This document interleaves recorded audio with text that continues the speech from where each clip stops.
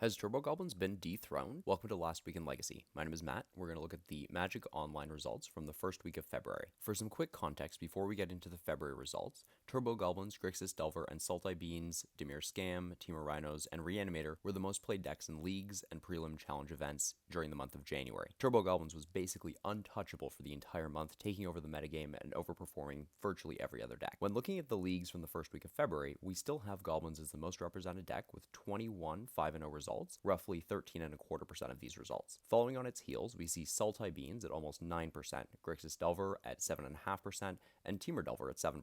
Below that, we see Lands, Reanimator, and Creative Technique at 5.5%, 5%, and 3.75% respectively. Besides Temur Delver and Creative Technique, this is roughly what we saw during January. If we combine similar archetypes, Red Ancient Tomb decks made up nearly 1 in 5 of the 5-0 results, Delver decks made up roughly 15% of these results, Beans decks were approximately 10%, Reanimator decks including Dimir Reanimator and Tin Fins made up approximately 8% of these results. Closing out our multiple deck archetypes, Dimir Scam came in at roughly 5% of results. This includes the Rescaminator version, the Hogak version, and the Delver version, along with Classic Scam. These are definitely major strategies to be aware of if you're playing Magic Online leagues or if you're playing in paper at FNMs or 1Ks. Overall, this is a pretty big chunk of the metagame. As I say every week though, league results are only representative of how many of each deck posted a 5-0 result. The conclusions we can draw are pretty limited. When looking at prelim and challenges, this allows us to see the total metagame along with each deck's performance. This week we had a total of 252 players in these events. In these Swiss events, our top 8 most played decks were Reanimator, Grixis Delver, Temur Delver, Turbo Goblins, Sultai Beans, Blue Green White X Beans, Bant Beans,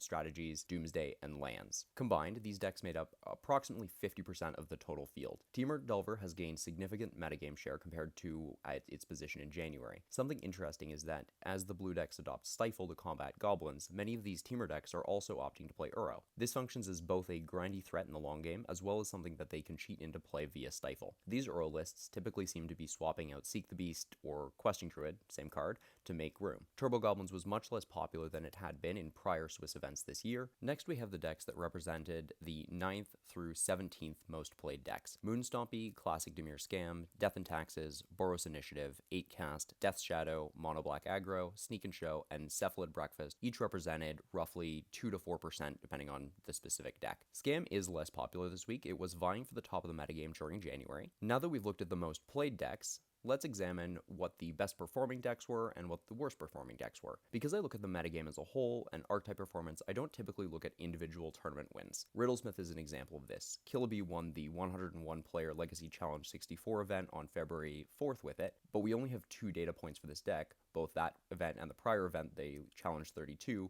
Both of these were piloted by Killaby. Now, I'm sure the deck is great and it may be well positioned, but without a larger dataset, there's no way to know if anyone other than Killaby would be able to perform well with this. We often see the same thing with the Epic Storm piloted by Bryant Cook. The deck typically underperforms when anyone other than he himself pilots the deck.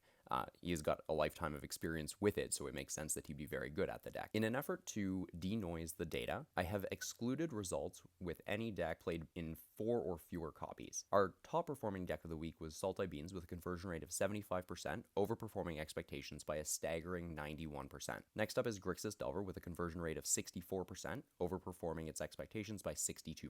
Mono Black Aggro / Scam also performed quite well, converting at 60% with an overperformance of almost 53%. Goblins was less played, but it did hold up to its January results, overperforming its expectations by about 17.5%. Doomsday had its first good week in a while with strong results.